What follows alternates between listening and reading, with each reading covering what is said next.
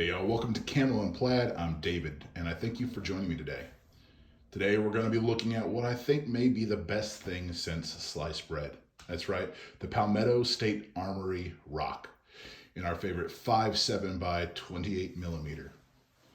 The pros of the 5.7 by 28 round in general is its light recoil and fairly high speed.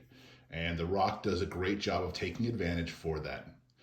What you have here is a well-built pistol that looks kind of Glockish, which is of course fine by me because I am a master Glock fanboy. This is the 5.7 Rock. You get an assortment of colors. This one happens to be in their Cerakote Gray. That's their FDE there and their black over there. Now, I will tell you this is going to serve as roughly my 500 round review. There's a total of 700 rounds on the FDE frame with the black upper, and then the FDA slide and the gray slide probably have somewhere around 100 to 150 rounds each. So I've had zero issues with this weapon. It has been functional with all 6 types of rounds that I have tried through it. That would be the Fiocchi 40 grain FMJ, the American Eagle 40 grain FMJ, the AAC 40 grain FMJ, the 40 grain VMAX from AAC, and the 40 grain VMAX from Federal, and of course, or FN, sorry, and of course the 27 grain lead-free hollow point from FN, the 195. So, with these guns, they have functioned well with all of them. The majority of rounds, if I could say a majority, is probably equal between the 40 grain FMJ from Federal and the 40 grain FMJ from AAC. But the 40 grain FMJ from AAC is probably the one that's been run the most. It has functioned properly every time. All right, this will be the first 23 rounds with the Fiocchi FMJs.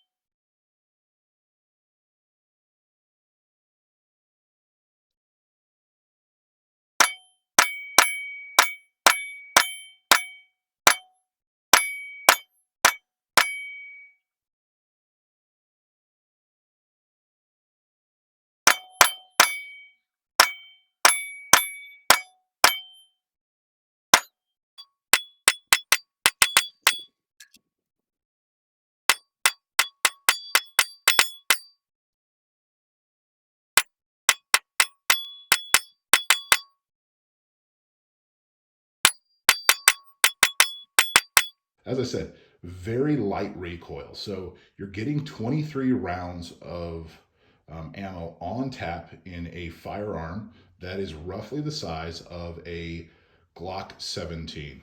So for comparison, This is the Palmetto State dagger. This is the one with the full-size frame. See if we can get that equal in size. And you're pretty much straight across right here, if you can see that. So this is the same footprint, at least from here to here. And so this has 17 rounds. And this one, of course, gives you 23 rounds. So that's a pretty good increase in firepower. And obviously, the more rounds that you have without having to make a mag change, the better, right? The safer for you. If you're going to have a problem with a firearm, it's probably going to happen then because you're transitioning between one magazine and another. And so the less that you can have to change, the better for the end user. So that's what you want. You want more rounds on tap at once so you can protect yourself and hopefully never have to do a mag change in the middle of a firefight. So well built, light recoil. It is well designed. There is a lot of thought that looks like it's gone into it for the geometry on these. The current iterations, almost all of them are going to be more like this iteration right here. It is the optics cut version with the Hollow Sun 407 K-sized footprint. So the Hollow Sun 407 K-sized footprint. The K-sized is what is currently being built for because of the size versus like an RMR, like your Glocks, which are a little bit wider. But that is what is currently being produced. These are the ones that they have just recently gone away with because frankly, everybody wants to put a red dot on their guns these days. I actually prefer this gun over that gun, but that's just because I learned without red dots, and so I'm just more comfortable with it for an EDC type pistol. Again, I started with this one, so it functions just fine. I just found that it is better and more accurate with me behind the trigger without it. So you have that option. The triggers on this is nice. It has a break-in period. You really need to do probably 200 or so trigger pulls without it loaded before you take it to the range, just to break it in. And then really, if you do that and then fire 50 rounds through it, it is very, very nice and smooth after that. The next thing you'll notice is that it takes Glock aftermarket sights. So if you have a favorite aftermarket sight, if you're a fan of the Heine straight eights or something of that nature, or just a standard Trijicon, you can change out to those. Personally, right now, I like Ameriglow and True Glow sights just because of their price. Usually on Amazon, you can get them for about $50, and they glow nice and bright. Glock itself has kind of moved to the Ameriglows for a lot of their night sights, and so it's just a great, inexpensive sight, but does exactly what you need it to do. So those are all the pros, I think. Again, you have a well-built pistol. It has just standard Glock-esque features, but yeah, there's nothing really, surprising about it. You can see how they've kind of sculpted the barrel there. It looks more like a 9mm kind of AR type 9mm barrel than maybe some of the other stuff that we are normally used to, like a feed ramp and stuff. The nice thing about that is you're less likely to have issues with getting the round up into the chamber because the round is feeding fairly straight into it. And so that is true of this handgun in particular. Again, magazines are 23 rounds. They are of a pattern that is similar to the Ruger LC and Ruger 5.7. However, they will work in all the Ruger products, but the Ruger ones will not work in the PSA products. So just know that going forward. However, that's not really a big deal. All that means is that I didn't buy any more Ruger magazines. I just use PSA magazines for my Ruger LC because you don't need to, you don't have to worry then about putting the wrong magazine in there. All right, another pro that I find for this is it is a great companion piece if you are a fan of the Ruger LC carbine or the Ruger LC Charger. Now, obviously, I've done the Ruger LC Charger video. I love the Ruger LC Charger, and very much in that same vein, I love the PSA Rock. And the PSA Rock, again, has been 100% functional. I've had no issues. The only issue I've had has been user induced, and that was me not fully seating a magazine, which then, of course, made the first round not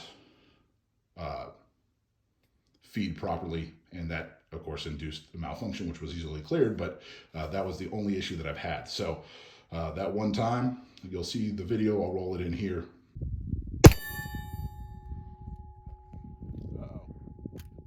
Oh no, our first issue. Our first issue.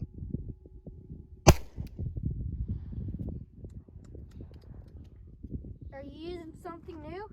No, the magazine was not seated properly.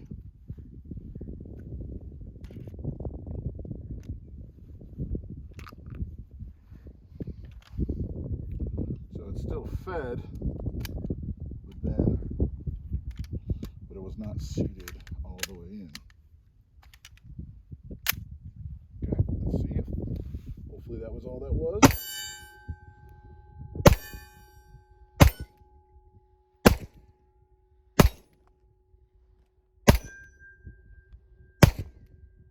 You can see what happened. Again, that was me. Now, the negatives. The negatives actually go along with that one malfunction, and that's this. I don't care for how this weapon actually feeds the magazine in. Sorry, let me switch magazines real quick to the empty one, just so you can see what I'm talking about here. As it goes in, right, this is all nice and fine and dandy.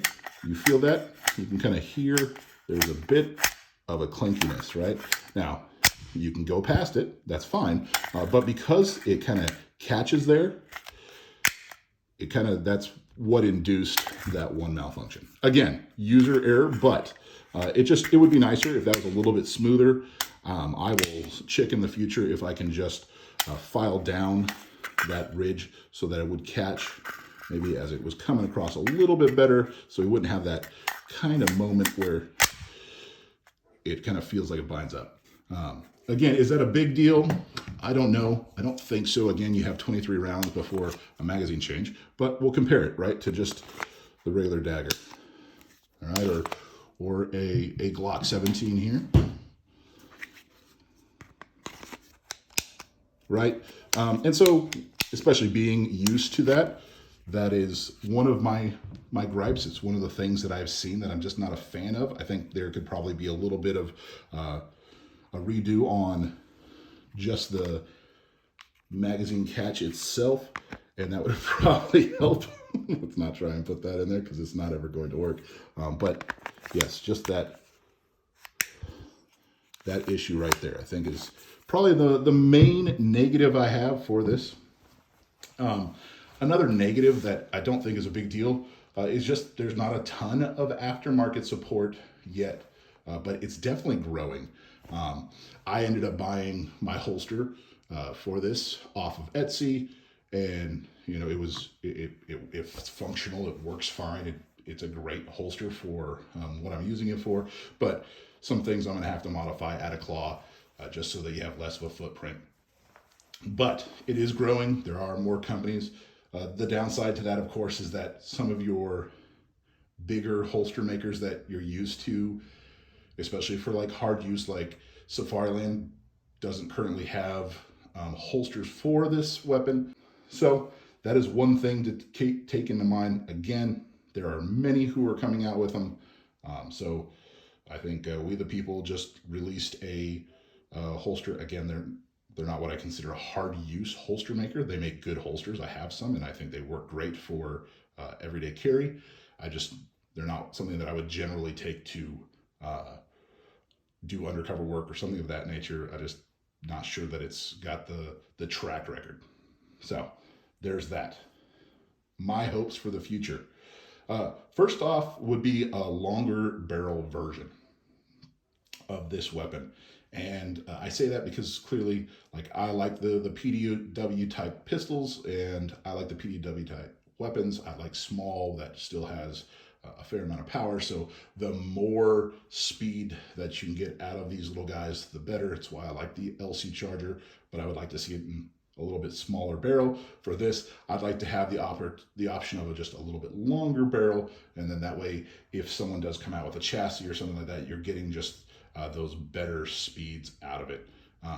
The standard 40 grain pills out of this thing run somewhere between 15 and 1700 feet per second, and so you're kind of limited on how much speed you could get versus if we get to an 8-inch barrel, then or a 7-inch barrel, even getting into that kind of 1900 to 2000 range would be awesome. But that's something I would like to see in the future. Maybe some aftermarket builders who could provide that, of course. Then again, if PSA decides that there's a market for it, that would be great.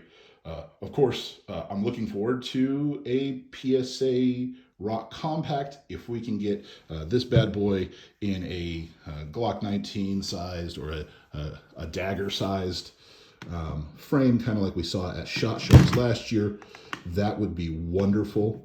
You can just see the extra space that you would have there for concealed carry.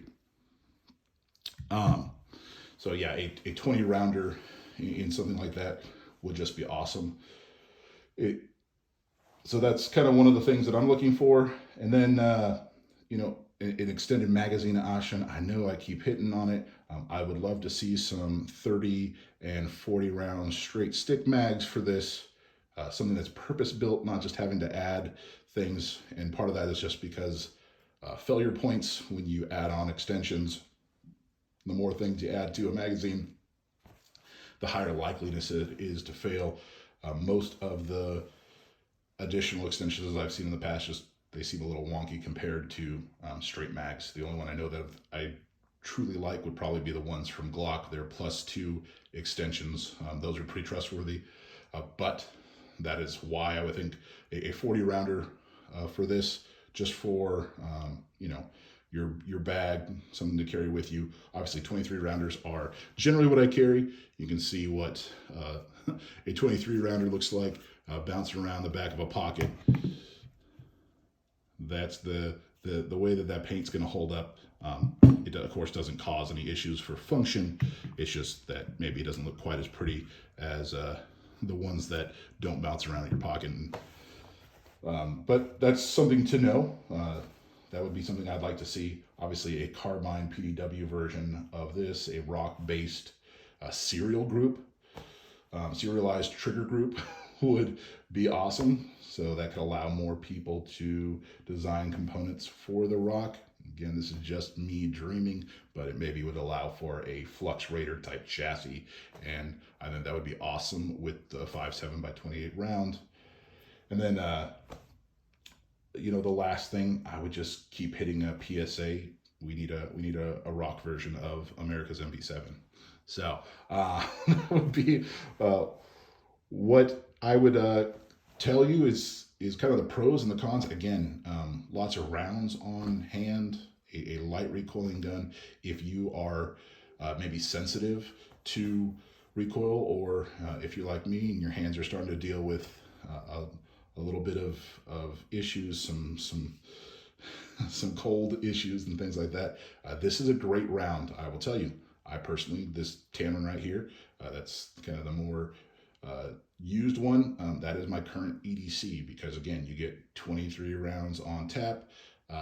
When you pair it with the LC charger as kind of a bigger off-body gun or on-body gun, then at minimum you have 4 23 round magazines if you have 2 in your pocket, 1 in each gun, and then you can add however many mags you want to add into a bag without it creating a lot of weight, right? So you're getting 23 rounds in each magazine, and it's fairly light ammunition. So those are just my thoughts on the PSA Rock. Like I said, it is a great weapon. I don't have any issues with it. I've not had a single round malfunction except for that one. That was user error. That was me failing to properly seat the magazine. You can see it in the video. instantly that it was not fully seated. And of course, once I did, it functioned just fine.